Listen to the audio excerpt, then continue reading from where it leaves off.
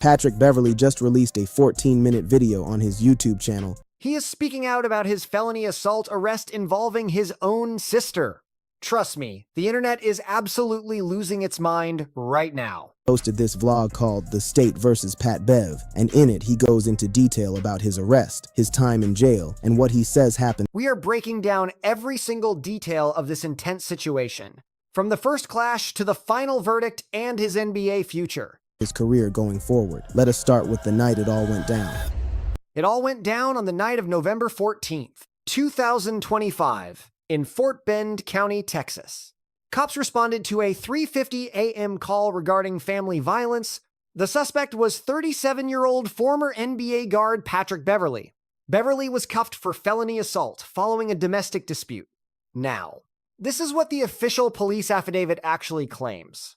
It began when his mom called him after his sister snuck out. Boyfriend. Beverley has a sister who is 15 years old. That is a gap of more than 2 decades between them. According to Beverley's own account in the vlog, he got a call from his mom around 3 a.m. His mom told him to come over to the house. He breaks down exactly what happened that night, saying he got a call from his mom around 3 a.m. This was not the first time something like this had happened. Beverley said of the past incident, someone called Cops and CPS almost took his sister away once before, so there was already major drama regarding her sneaking out. According to documents obtained by Fox 26, things exploded after the sister went to see her boyfriend. When she finally made it back home, Mom made her call the boyfriend while summoning Beverley over.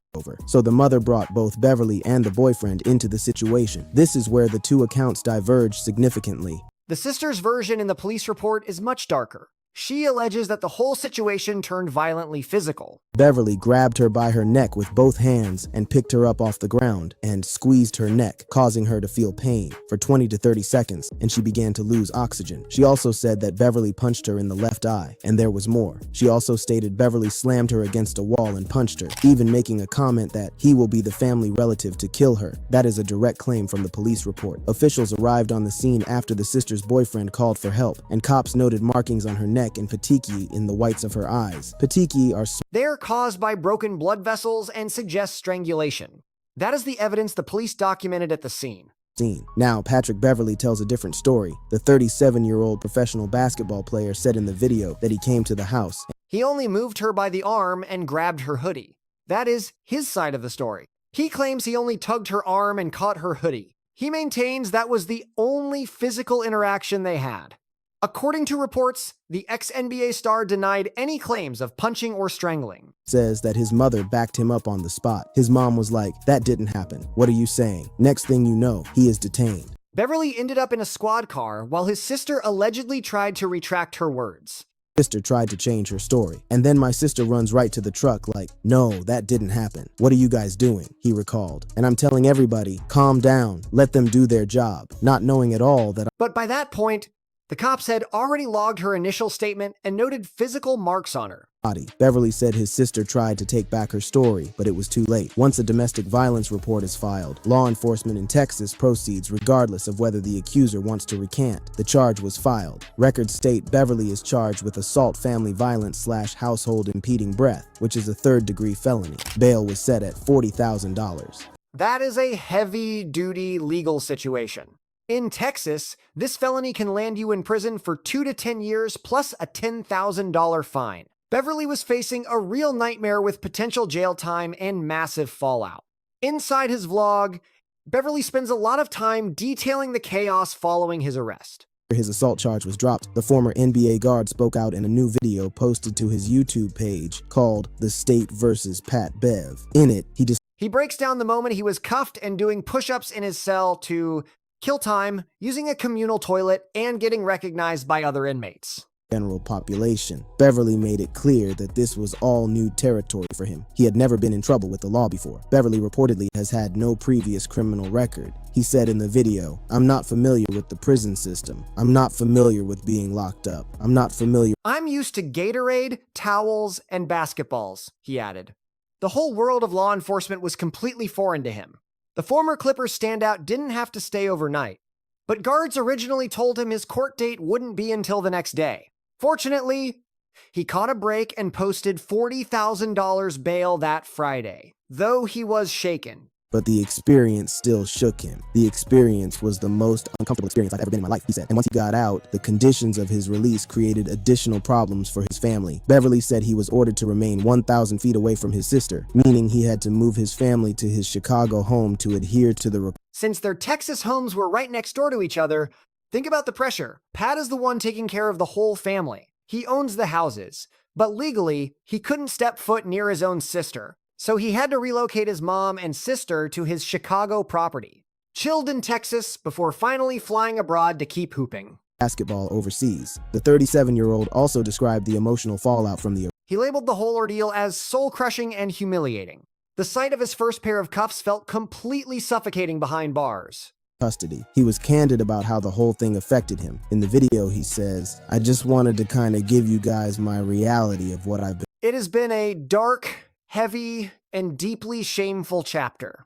Beverley moved fast on socials to control the story post-arrest. Using his platform, the baller warned fans against buying into every online rumor. He shared a claim about catching his underage sister alone with an 18-year-old guy.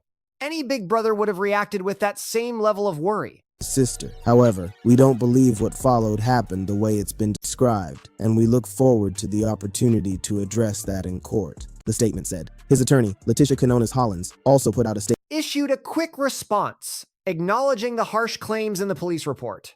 Keep in mind, that is just a one-sided account fueled by intense heat. Like I have emphasized before, that filing is neither truthful nor the whole picture.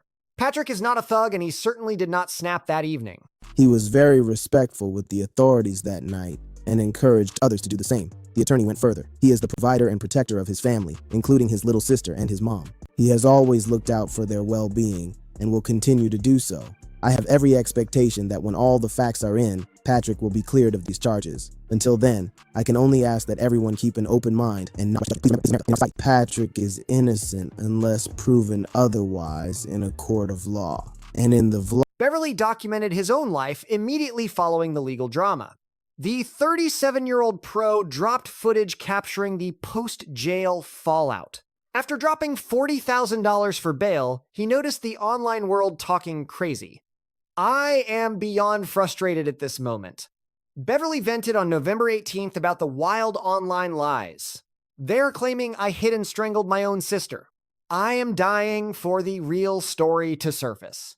He intended to lay low and let the courts handle the noise first. His video featured scenes from the period after he walked free, including audio of his mandated legal protocols regarding screenings and his choice to stay silent on the feed. He followed every strict rule and test required for his freedom. A heavy load for an athlete trying to secure his bag in a foreign league. The verdict from the grand jury. When the case hit the grand jury, the momentum finally swung his way.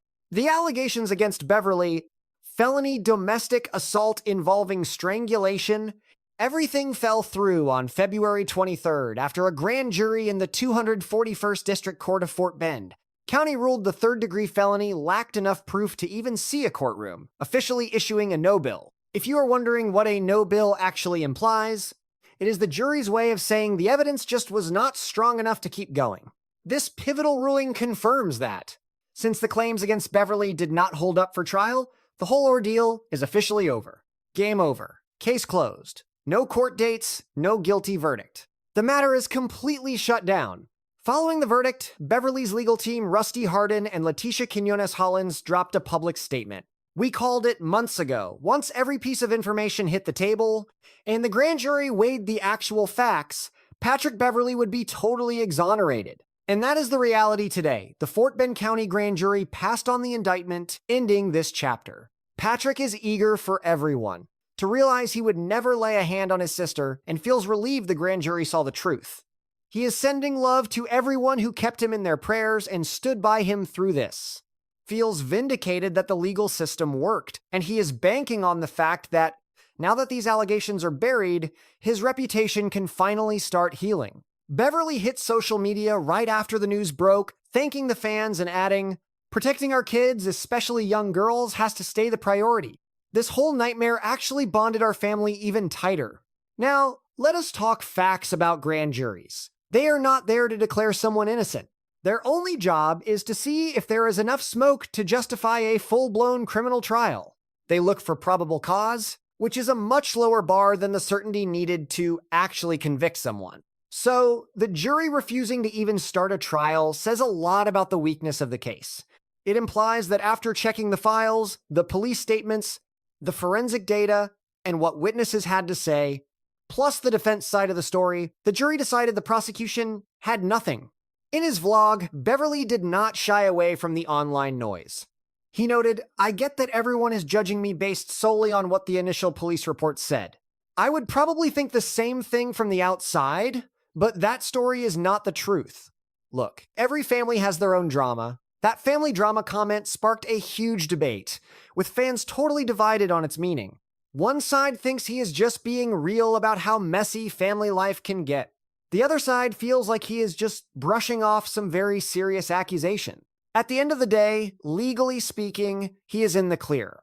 A Texas-based grand jury refused to charge the former NBA vet Patrick Beverley following last year's arrest regarding allegations involving an altercation with his sister. This was officially confirmed by reports from the Washington Post. Regardless of where you stand on his story, the courts have officially closed the books. There is no trial coming, and prison time is completely off the table for this. It is finished. In that same video, Beverley spoke directly about his sister again. He insisted, "I would never cause her harm, and I am ready for the real story to surface." He filmed that even before the charges were officially dropped. He tossed that clip into the final cut just to prove his energy has stayed the same since day one. Let's look at the backstory, how Bev actually got here. To get why this situation exploded like it did, you have to grasp who Pat Beverley really is and why people assume the worst about him. See, this isn't a guy who had much respect saved up in the bank. Repping Chicago's West Side, he originally hooped for the Arkansas Razorbacks in college. It's not like he was some highly touted lottery prospect. His draft stock took a massive hit following some academic drama during his third year at Arkansas. An integrity violation basically stripped away his right to play college ball. So, instead of hearing his name called and walking into the league, he spent 5 full years grinding overseas, bouncing through pro leagues in Ukraine, Greece, and Russia, and the man was actually cooking. He even took home the slam dunk title in Ukraine. He bagged the Russian Cup in 2011 and the Euro Cup MVP a year later. That's elite hardware. When the NBA finally called his number on January 7th, 2013, Bev inked a 3-year, $1.98 million deal with Houston before joining their development squad, the Vipers. Put in a week with the Vipers before making his big league debut on January 15th, 2013. But almost instantly, the controversy caught up to him. Russ suffered a season-ending knee injury during the 2013 playoffs after Beverley crashed into him while hunting for a steal. Westbrook was absolutely livid, and a lifelong feud was born right there. That specific play is what branded Beverley's reputation for the entire basketball world. Imagine Russ, one of the most explosive athletes the game has ever seen, tearing his meniscus because Beverley decided to lunge at him while a timeout was being called. The Thunder were a 60-win powerhouse that season. Without Westbrook, their title dreams were effectively shattered, and Bev didn't just leave it at that. During their first rematch in March 2014, Beverley literally swiped the ball right out of Westbrook's hands. While Russ is trying to signal a timeout, Beverley's technical foul makes it a total replay of the original drama.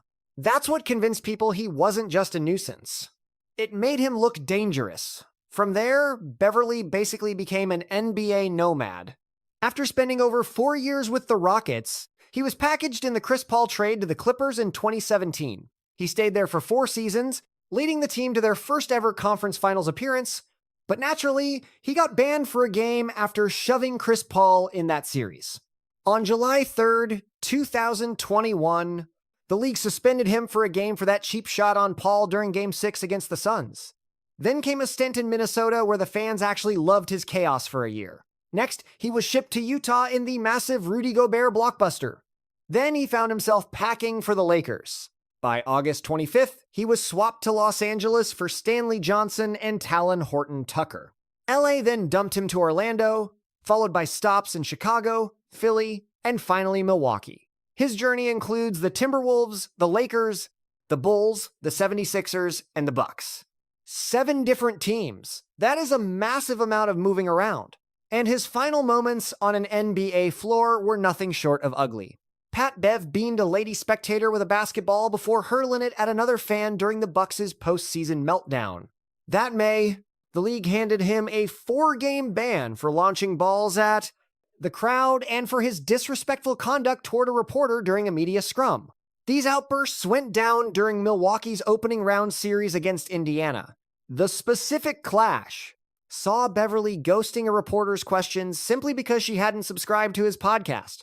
So by the time he was cuffed, Beverley was already notorious for crossing lines, whether it was on the hardwood, with the press, or with fans. That felony charge was merely the latest blot on a long track record of behavior that most folks found deeply unsettling. That's the vital context you need to weigh the public's reaction to his legal trouble. If he never steps foot in the NBA again, he'll retire with 666 regular season games, averaging 8.3 points, 4.1 boards, 3.4 assists, and 1.1 steals in 26.6 minutes. As a 3-time all-defensive selection, Beverley was the league's ultimate gritty enforcer. That's a legitimate career by any standard. He played winning ball for over a decade, yet his legacy remains a complicated mess. So what's the current word? Where is Patrick Beverley hiding out? He's currently hooping for PAOK Thessaloniki over in the Greek League and FIBA Europe Cup. The veteran guard locked in a deal on December 15th, 2025, worth roughly 600,000 euros and 76,000 euros after ditching Hapoel Tel Aviv for Greece. And his performance? His Greek stint has been a total toss-up. He put up 14 points, 9 boards, and 4 assists against Panathinaikos on January 18th, 2026, but went scoreless just days later. So far, Beverley is still hunting for his flow with PAOK, failing to live up to that massive 600,000, 76,000 euro paycheck. Between his shaky play and the off-court noise, things have been a major distraction for the veteran. Now that the case is closed, Beverley is desperate to move on. Ultimately, Pat Bev is just thankful the truth surfaced so he can focus on hoops again. That's the mission. Return to the court, finish his career, and salvage his name, even if that viral video still has fans divided. Some supporters are backing Beverley completely, noting that the grand jury didn't indict him. They point out his sister attempted to take back her story at the scene. They also highlight the boyfriend, an 18-year-old man with a 15-year-old girl at 3 a.m. as the one who called the cops. To them, Beverley was just an overprotective brother caught in a massively exaggerated situation. Others remain skeptical. They look at the physical evidence the police logged. The neck bruises and eye trauma, plus the specific claims of choking and punching in the affidavit. They argue a no bill doesn't mean he's innocent. It simply means there wasn't enough ironclad evidence to move forward with a trial. Let's not confuse the two. This is the crux of the drama. Patrick Beverley, a player who forged a career out of pure aggression, specialized in mental warfare, and constantly tested every limit. Now, that same intensity is being turned against his private life. Whether he's being treated fairly, that's your call to make. Here's the objective reality from Fort Bend County, Texas. A grand jury just declined to indict former NBA enforcer Patrick Beverley following his high-profile arrest last autumn on felony assault charges linked to a domestic dispute. He's walked away without a conviction and is currently playing pro ball in Greece. He put out a video sharing his perspective, yet the web is still torn on whether to trust him. Beverley has always lived on the edge. It started in the heart of Chicago's West Side, where street violence killed his father figure. His mother pulled massive hours to steer him away from that life. He spent 5 grueling years in the overseas leagues just to get noticed by the NBA. He ground out a 12-year run built on defensive dominance and pure grit, getting moved 7 times in 3 seasons, and even launching balls at the crowd, catching bans, signing foreign deals, getting busted, then getting cleared. Every phase of Beverley's journey has been defined by friction. That was his brand on the court and his attitude with the press.